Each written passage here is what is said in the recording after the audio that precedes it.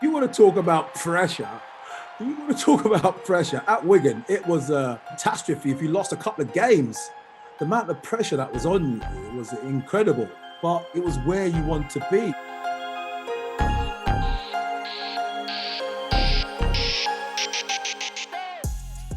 Connection between Wigan and the Challenge Cup is no more complicated than the fact that they've been so successful at it. When you're successful at something, there's a strong emotional connection. And, Wigan have established that. Obviously, that period of dominance they had in the late 80s and early 90s, going back there 8 times in a row, really cemented Wigan, I think, into the national psyche. And there is the Challenge Cup from Viscount Whitelaw. Once again in Wigan's hands. Ellery Hanley holds it aloft. True greatness comes with repetition.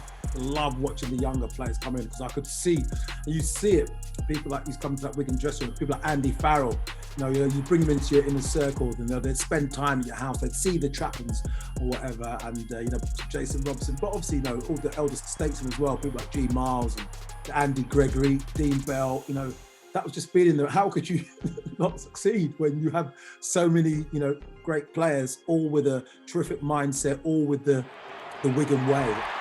The kick, the chase for Offiah. Just look at this man go with man. He's got it.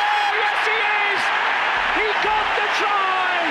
His left hand managed to get there. Sheer pace. When I won the Lance Todd in '92, on the coach on the way back, everyone could not understand why I was upset. They said, you won the Lance Todd, you scored 2 tries, you had a fantastic performance, you silenced all the doubters who were saying that you weren't worth 440,000, which is what the figure that Wigan paid for me. Why wouldn't you be happy? I was just saying, no, I'm not happy, because I'd seen what, Joe Lydon had done. I'd seen what Henderson Gill had done. I'd seen what Stuart Wright had done. I'd even seen old footage of what Billy Boston had done. They would run the length of the field and done something of note, done something that would be remembered. And I thought, that's not going to be remembered. And I was thinking about creating legacies at the time.